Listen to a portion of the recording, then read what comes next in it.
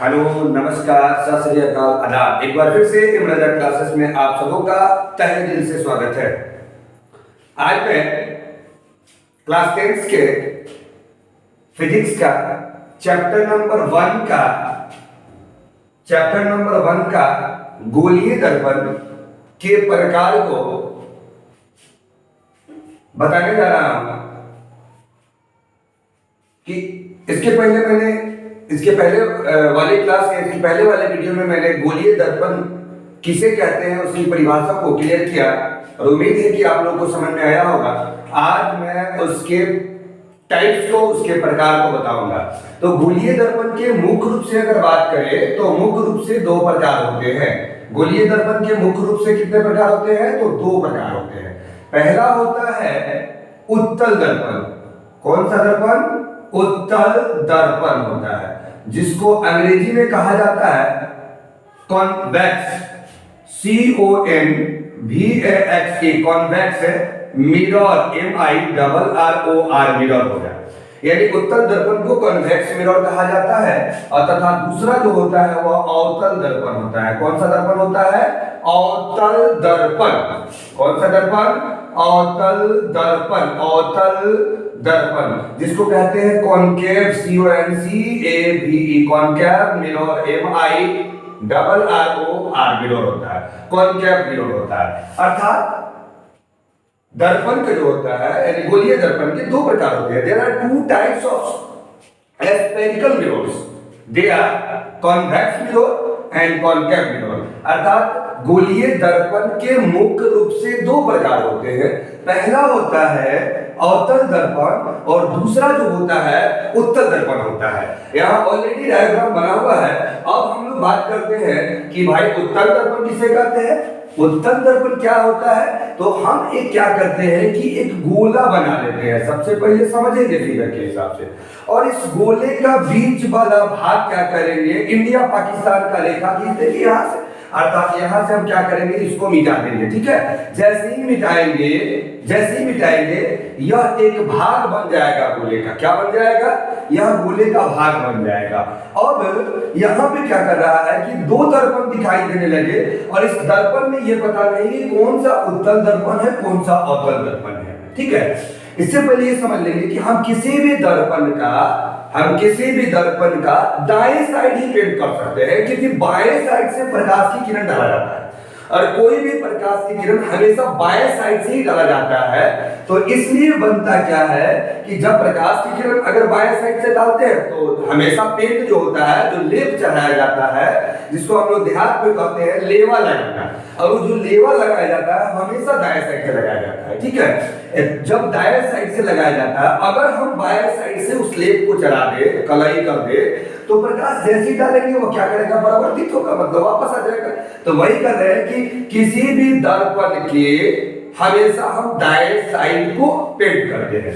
जब हम दाएं साइड को, इसका दाएं साइड पेंट करेंगे तो यहाँ वाला भाग पेंट हो जाएगा, ये वाला भाग पेंट हो जाएगा, ये वाला भाग पर हम लोग क्या कर दिए, कलई कर दिए। तो इसका दाया कौन हो जाएगा, ये वाला भाग हो जाएगा, दाया हो जाएगा। अब यहाँ पे दो स्थितियां बन जाता है। कौन सा स्थिति बन रहा है? दो। पहला क्या है कि एक का पेट पचका हुआ है, दूसरा का पेट फुला हुआ है। एक का पेट पचका हुआ है और दूसरा का पेट क्या है, फुला हुआ है। तो अब यहाँ पे हम लोग देखना है कि इसमें कौन सा उत्तल दर्पण है और कौन सा अवतल दर्पण है। तो याद रखना है यहाँ पे बच्चों कि उत्तल दर्पण कौन होता है, तो जिसका क्या कहते हैं, बीच वाला भाग जो हो, क्या है, जिसका अंदर वाला भाग, जिसका दाएं साइड वाला भाग, ठीक है ना, अंदर वाला भाग क्या है, पेंट किया गया हो। अब इस दर्पण में देखो अंदर वाला भाग कौन है, तो अंदर वाला स्वाभाविक बात है कि ये अंदर वाला भाग ये वाला पोजीशन हो जाएगा, अर्थात ये वाला पोजीशन होगा। तो ये वाला जो अंदर वाला भाग जो दिखाई दे रहा है ये हो जाएगा आपका उत्तल दर्पण। कौन सा दर्पण? उत्तल दर्पण। अब जिसका बाहरी भाग पेंट किया गया हो, बाहर वाला भाग, क्योंकि मैंने बताया कि किसी भी दर्पण का हमेशा दाया साइड ही पेंट किया जाता है। अगर बायां साइड पेंट करते हैं और प्रकाश की किरण बायां से जाता है तो फिर प्रकाश की किरण क्या हो जाएगी, परावर्तित हो जाएगी। तो यहाँ पे क्या करना है कि हम लोग जिसका अंदर वाला भाग पेंट किया गया हो वह हो जाएगा कौन सा दर्पण, उत्तल दर्पण, और तथा जिसका क्या कर रहे हैं कि बाहर वाला भाग पेंट किया गया हो वह हो जाएगा आपका कौन सा दर्पण, अवतल दर्पण। कौन सा दर्पण, अवतल दर्पण। जिसका बाहर वाला भाग क्या हो वह कौन सा दर्पण हो जाएगा, अवतल दर्पण हो जाएगा। अब इस पर एक बार और हम लोग देख लेते हैं कि अवतल दर्पण ये एक उत्तल दर्पण ये एक गोलीय दर्पण का भाग होता है। अब कहेगा बच्चा कहेगा कि ये अवतल दर्पण के उत्तल दर्पण कैसे है, क्योंकि ये गोलीय दर्पण का भाग कैसे है, तो गोला दिख नहीं रहा है। तो गोला कब दिखेगा, देखो ध्यान से कि यह किसी गोले का ही भाग होता है, काट करके हटाया हुआ रहता है। यह किसी गोले का ही क्या होता है, भाग होता है। जैसे हमने डैश से मिला इसको तो देखिए यहाँ पे क्या लगे, एक गोला दिखाई दे रहा है। क्या दिखाई दे रहा है, गोला दिखाई दे रहा है, और इसके बीच में एक केंद्र होता है और केंद्र से परिधि तक की दूरी ये परिधि होता है। इसको हम लोग परिधि कहते हैं, यानी जो साइड से घेरा जो दिखाई दे रहा है इसको परिधि कहते हैं। और परिधि जो होता है, परिधि का दूसरा नाम घेरा होता है। तो याद रखना है ध्यान से कि बच्चे कि केंद्र जो होता है, केंद्र से परिधि तक की दूरी को उस गोलीय दर्पण की वक्रता त्रिज्या कहा जाता है। उस गोलीय दर्पण की वक्रता त्रिज्या कहा जाता है। अब यहाँ पे देखना है कि ये आपका कौन सा, ये उत्तल दर्पण था। कौन सा दर्पण था आपका, उत्तल दर्पण था, और इसकी वक्रता त्रिज्या क्या हो गया, आर, जिसको हम लोग रेडियस कहते हैं, ठीक है ना। कर्वेचर रेडियस जिसको कहा जाता है, कर्वेचर रेडियस कहा जाता है। और यहाँ पे अगर हम देखेंगे तो ये आपका बाहर वाला भाग अगर पेंट किया गया है, यानी बाहर से लेवल लगा देगा तो ये हो जाता है कौन सा दर्पण, अवतल दर्पण। अब यहां से देखना है कि ये भी तो एक गोलीय दर्पण का भाग है। तो कहेगा बच्चा नहीं, ये तो गोला दिख नहीं रहा है, तो यहां से ये इस साइड से हम लोग घुमा देंगे तो ये बन जाएगा आपका क्या, गोला बन जाएगा। और यहाँ इसका क्या होता है, केंद्र, और केंद्र से फिर से परिधि की दूरी क्या हो जाता है, त्रिज्या हो जाता है। क्या हो जाता है, त्रिज्या हो जाता है। तो किसी भी दर्पण की त्रिज्या ज्ञात करने के लिए हमें किसी भी प्रकार का डिफॉल्ट नहीं होना चाहिए, प्रॉब्लम नहीं होना चाहिए। अब यहाँ पे बात करते हैं कि ये जो होता है या केंद्र से परिधि तक की दूरी वक्रता त्रिज्या कहलाता है। अब बात आता है कि भाई फोकस दूरी क्या होता है, तो याद रखना है ध्यान से, वक्रता त्रिज्या के आधे को, तो केंद्र से परिधि की दूरी वक्रता त्रिज्या। अब इसके आधे वाला जो दूरी होगा अर्थात तो वक्रता त्रिज्या का जो आधा दूरी होगा वह कहलाएगा फोकस दूरी। इसलिए ए बराबर फार्मूला बन जाता है, ए बराबर आर बटे क्या, 2। ए बराबर क्या हो जाता है, आर बटे 2। इसको कैपिटल में ले सकते हो, तो ए बराबर क्या होता है, आर बटे 2, ठीक है ना। यानी किसी भी गोलीय दर्पण की फोकस दूरी उसकी वक्रता त्रिज्या की दूनी होती है, तथा वक्रता त्रिज्या उसकी फोकस दूरी की उसकी फोकस दूरी वक्रता त्रिज्या की आधी होती है, तथा वक्रता त्रिज्या फोकस दूरी की दूनी हो जाती है। और ये क्वेश्चन सिद्ध करने के लिए भी आता है कि सिद्ध करें कि किसी गोलीय दर्पण की फोकस दूरी उसकी वक्रता त्रिज्या की आधी होती है। ये सिद्ध करना, और हम इसको अगले वीडियो में सिद्ध बताएंगे। और ये बिहार बोर्ड के लिए VBA क्वेश्चन बनते हैं कि सिद्ध करें कि किसी गोलीय दर्पण की फोकस दूरी वक्रता त्रिज्या का क्या होता है, आधा होता है। तो सबसे पहले ये हम लोग समझ गए कि वक्रता त्रिज्या उसके केंद्र के परिधि तक की दूरी होती है, और फोकस दूरी उस त्रिज्या के आधे भाग को फोकस दूरी कहा जाता है। अब यहाँ पे बात आता है कि ये गोला जो है ना, एक हम पृथ्वी के आकार का ले लेते हैं। किसके आकार का ले लेते हैं, पृथ्वी का आकार का ले लेते हैं। जैसे ही यहाँ पे ये पृथ्वी का आकार ले लेंगे, क्या चीज का, पृथ्वी का आकार ले लेंगे, तो यहाँ पे अगर ये पृथ्वी है तो पृथ्वी पूछा जाता है कि भाई पृथ्वी गोल है कि चपटी है कि अंडाकार है, तो बच्चे बताते हैं चपटी है। लेकिन पृथ्वी कोई चपटी होती नहीं है। जैसे ही इस वाले भाग को हम क्या करेंगे, यहां से हम लोग मिटाएंगे, ठीक है, यहां से हम लोग मिटाएंगे, तो देखिए यहां से जब छोटा सा दिखाई देगा तो ये क्या लग रहा है, एक सीधा लग रहा है। लेकिन ये सीधा है नहीं, ये पृथ्वी क्या है, गोल है।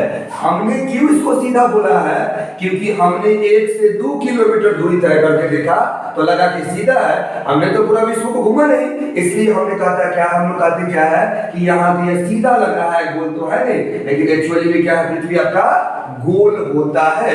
1 से 1.5 किलोमीटर दूरी तय करने के बाद लोग क्या कहते हैं, बच्चे कहने लगते हैं क्या कि पृथ्वी क्या है, सीधा है, एक सीधी रेखा में जाती है, अर्थात पृथ्वी सीधी रेखा में नहीं जाती है, पृथ्वी चपटी नहीं है, क्योंकि मान के चलो यहाँ पे गोला है और इसको जैसे ही हम इतना मिटा देंगे, इतना जब हम मिटाएंगे तो हमें 1 से 2 किलोमीटर यानी मैक्सिमम 5 किलोमीटर की दूरी तय करना पड़ेगा।